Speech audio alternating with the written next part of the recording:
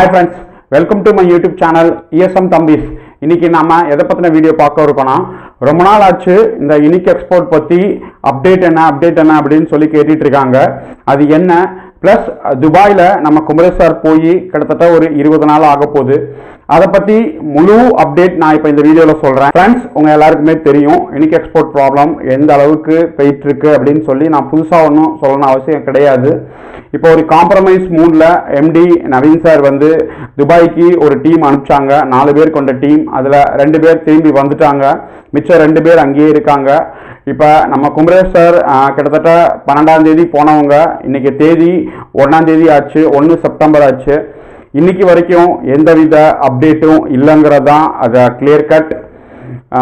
பணம் எங்கே இருக்கு, ஏது இருக்கு, அது எங்கே இன்வெஸ்ட் பண்ணியிருக்காங்க, எதில் செஞ்சுருக்காங்க அப்படிங்கிறது இப்போ வரைக்கும் காட்டலைங்கிறது தான் உண்மையான அப்டேட். இதை சொல்றதுக்கு எனக்கு ஒன்றும் தயக்கம் கிடையாது. குமரேஷ் சார் வந்து மனதளவிலையும் எல்லாத்துலேயும் பாதிக்கப்பட்டிருக்காங்க, உடலளவிலையும் மனதளவிலையும். ஏன்னா எம்டி நவீன் சார் உண்மையிலேயே பணம் இருக்கு அப்படின்னு சொல்லி தான் அவர் அனுப்பிச்சாரு, காட்டுறேன்னு சொல்லி தான் அனுப்பிச்சாரு.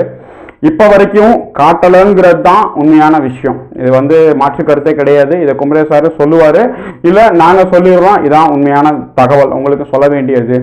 இதுக்கப்புறம் அந்த ஏடிஎம் கார்டு யூஜி வேலட் அப்படின்னு சொல்லி அந்த ஏடிஎம் கார்டு உங்களுக்கு தெரியும் எல்லாருக்குமே. இப்போ நான் காட்டுறேன், இதுதான் அந்த ஏடிஎம் கார்டு. இது நாங்கள் ஆல்ரெடி இந்த ஏடிஎம் கார்டை பற்றி நம்ம சொல்லிட்டோம். இது வந்து ஏடிஎம் கார்டு கிடையாது, இது வந்து கார்பரேட் ப்ரீபெய்ட் கார்டு. அதை நீங்கள் பார்த்துக்கலாம், இதுலேயே பார்த்துக்கலாம். இது வந்து மிஸ்டர் ஃப்ராங்க்லின் அவங்களோட ஏடிஎம் கார்டு. இது வந்து அவங்களுக்கு கொடுக்கப்படும், இல்லை கொடுத்துட்டாங்க, இல்லை கொடுக்க போகிறாங்க. எல்லாருக்குமே அது இனிமேல் தெரிஞ்சிடும் என்ன ஏதுன்னு. இப்போ இது கார்பரேட் ஏடிஎம் கார்டுங்கிறதுல மாற்று கருத்தே கிடையாது. ப்ரீபெய்ட் ஏடிஎம் கார்டு இதுதான் உண்மையானது. இதை ஏன் அவங்க அடிச்சாங்க, என்ன ரீசன் நம்மளுக்கு தெரியாது. இப்போ இந்த ஏடிஎம் கார்டு அடித்ததுக்கு கூட இதோட அமௌண்ட் வந்து 586 ரூபாய் அப்படிங்கிற மாதிரி தகவல் வந்திருக்கு. நெருக்கி ஒரு 600 ரூபாய் கிட்ட இந்த ஏடிஎம் கார்டு அடிக்கிறதுக்கான செலவு, பிரிண்டிங் எல்லாம் இருக்கு. இப்போ இதுக்கும் ஒரு அமௌண்ட் மக்கள்கிட்ட இருந்து கண்டிப்பாக வாங்குறதுக்கான ஒரு நோக்கத்தில் தான் அவங்க இருக்காங்க. அது எல்லாருக்குமே தெரியும். எப்படி ஒரு 3000 4000 கேட்பாங்க, ஒரு கார்டுக்கு இவ்வளோ கொடுத்தாதான் கிடைக்கும் அப்படிங்கிற மாதிரி. அது என்ன ஏதுன்னு சொல்லி ஃபர்தராக அப்டேட் நம்மளுக்கு தெரிஞ்சிடும். ஏன்னா இதில் தான் காசு அடிக்கலான்னு பார்த்து செஞ்சுக்கிட்டு தானே இருக்காங்க. இந்த கார்டு வந்து கார்பரேட் ப்ரீபெய்ட் கார்டுங்கிறது கூகுளில் நீங்களே போய் சர்ச் பண்ணி பார்த்துக்கலாம். இல்லை இந்த பிஜி பே, இந்த குவிக் வேலட்னு எல்லாமே இருக்குது, அதை நீங்கள் பார்த்துக்கலாம். அதோட என்ன ரூல்ஸ் அண்ட் ரெகுலேஷன்ஸ், எப்படி எடுக்கிறது, இந்த கார்டோட வேலிடிட்டி அதில் எழுதியிருக்கு. இது வந்து 2027 வரைக்கும் எழுதியிருக்கு. ஆனால் அதுக்கு நடுவுலேயே அந்த சாஃப்ட்வேர் எல்லாம் போகிறதுக்கான வாய்ப்புகள் நிறையா இருக்குது. இது என்ன ஏது அப்படின்னு சொல்லி இதை பற்றி நான் முழு டீட்டெயில் வீடியோ அடுத்த வீடியோ போடுறேன், இந்த ஏடிஎம் கார்டை பற்றி மட்டுமே. சரியா? இதோட சேஃப்டி ஃபீச்சர்ஸ், செக்யூரிட்டி ஃபீச்சர்ஸ், இவரோட அந்த எங்க இடத்துல அது அப்ரூவல் வாங்கியிருக்காரு, என்ன ஏது, இதை பற்றின மொத்த டீட்டெயில்ஸையும் நான் எடுத்து நான் போடுறேன் அடுத்த வீடியோவில் கூடிய சீக்கிரம். நான் சொல்ல வந்தது அதுதான். ஏன்னா எம்டி நவீன் சார் உங்களுக்கு எத்தனையோ வாய்ப்பு கொடுத்தாச்சு, எத்தனையோ இது பண்ணியாச்சு. திரும்ப திரும்ப நீங்கள் வந்து மக்களை வந்து ஏமாத்துற அந்த ஒரு சூழ்நிலையில தான் இருக்கீங்க. காம்ப்ரமைஸ் பேசி எப்படியாவது பணத்தை வாங்கி கொடுத்துடலாம் அப்படின்னு சொல்லி நம்ம குமரேஷ் சாரும், செல்வம் சார், திருவரு சார் எல்லாருமே முன்னாடி 2 வேலை பார்க்குறவங்க எல்லாருக்குமே நீங்கள் வந்து பேக்வேர்ட் தான் பண்ணிகிட்டு இருக்கீங்க. அவங்கள வந்து முதுகில் குத்துற வேலை தான் நீங்கள் பண்ணிகிட்டு இருக்கீங்க. இது வந்து உங்களுக்கு தான் சார் பேக் ஃபயர் ஆகி முடியும். மக்களுக்கு யாரும் எந்த இதுவும் இல்லை. மக்கள் நான் உங்களுக்கு தெளிவாக சொல்லிடுறேன், சட்டப்படி போய் கம்ப்ளைண்ட் கொடுக்க வேண்டியதை கம்ப்ளைண்ட் கொடுங்க. பை சான்ஸ் லேட் ஆனாலும் பரவாயில்லை. ஒரு 10 வருஷம் அதுதான் ஆகிட்டு போகுது சார், ஒன்றும் பிரச்சனை இல்லை சார். ஏன்னா இவங்களை நம்பி 3 வருஷம் ஆகிப்போச்சு. இந்த மாதிரி இன்னும் 10 வருஷம் ஆகிட்டு போகுது. பணம் கிடைக்குங்கிற ஒரு நம்பிக்கையாவது இருக்கட்டுமே.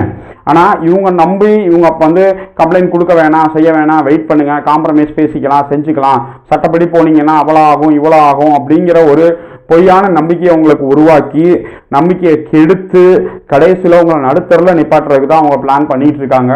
இதை வந்து நான் ரொம்ப மன வருத்தத்தோடு தெரிவிச்சுக்கிறேன். இனிமேல் நீங்கள் யாரையும் நம்பாதீங்க.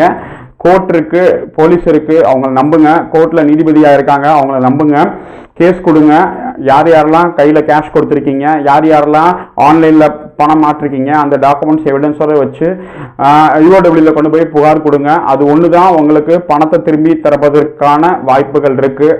இதை விட்டு நீங்கள் வந்து காம்ப்ரமைஸ் பேசி வச்சு செஞ்சிடலாம்னு நினச்சிங்கன்னா அது வந்து முட்டாள்தனம். சொல்ல வேண்டியது என் கடமை, நான் சொல்லிட்டேன்.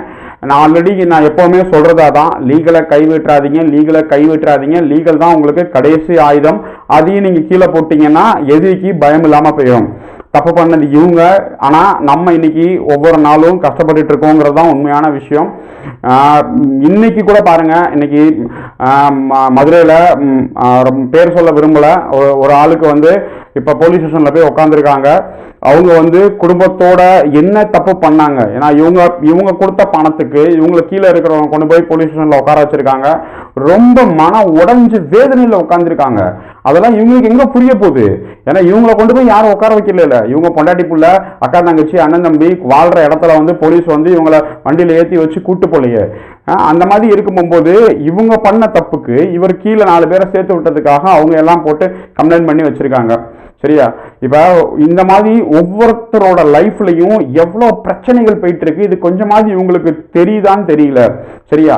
ஆனா வாய்ஸ் மெசேஜ் கொடுக்கும்போது மட்டும் அப்படியே உத்தம புத்திரன் மாதிரி அப்படியே கொடுக்கறது வாய்ஸ் மெசேஜ். சரியா? இவங்களை நம்பி, இவங்க கம்பெனியை நம்பி பணத்தை கொடுத்துறது, அப்புறம் சொல்றது யாருமே பண்ணாத ஒரு ஹிஸ்டரியை நம்ம பண்ண போறோம், யாருமே செய்யாத ஒரு ஹிஸ்டரியை நம்ம செய்ய போறோம் அப்படின்றது. சரியா? வெஞ்சர் கேபிட்டலை பத்தி பேசவே கூடாதுன்ட்டாங்க. ஏன்னா அங்க சென்னையில 369, துபாய் போறதுக்கு முன்னாடி அங்க 369ல எல்லாரும் சேர்ந்து மீட்டிங் போடுவாங்க, எல்லாரும் உட்காந்து டீ குடிப்பாங்க, எல்லாரும் எல்லாம் பண்ணுவாங்க, ஒரே கப்பல் எல்லாரும் சேர்ந்து டீ குடிப்பாங்க. அதுக்கடுத்து கேட்டா நாங்கெல்லாம் எதிரின்னுவாங்க. இதெல்லாம் யாருமே வெளியே பேசக்கூடாது. ஏன் தெரியாதா மீட்டிங் போனவங்க எல்லாருக்குமே? ஏன்னா எங்களுக்கு என்ன தெரியாதா? சரியா? பணம் எங்க இருக்குன்னு கேட்டா அதுக்கான பதில் யாருக்கிட்டையுமே கிடையாது.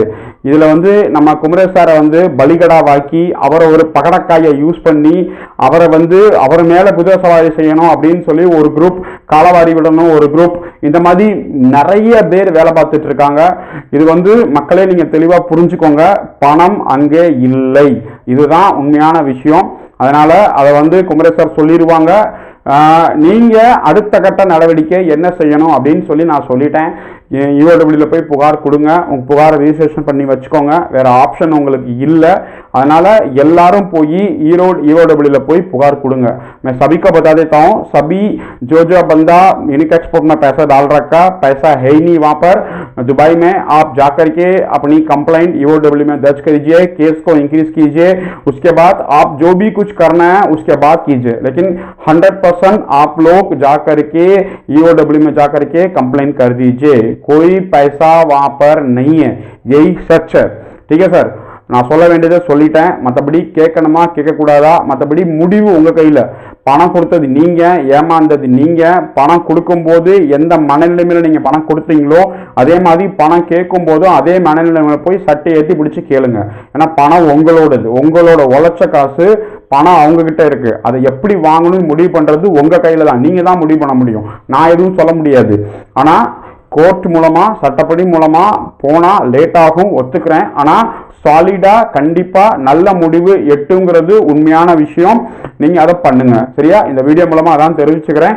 ஃபைனலா அந்த ஏடிஎம் கார்டு என்ன ஏது, அதோட உண்மைத்தன்மை என்ன, ஃபர்தரா இவங்க எப்படி அடுத்து உங்களை ஏமாத்துறதுக்கான பிளான் பண்ணிட்டு இருக்காங்க, இதை பத்தி முழு அப்டேட் வீடியோ நான் சீக்கிரமாவே போடுறேன். இப்போதைக்கு துபாய் பயணம் தோல்வியில் முடிந்தது தான் உண்மை. நன்றி, வணக்கம்.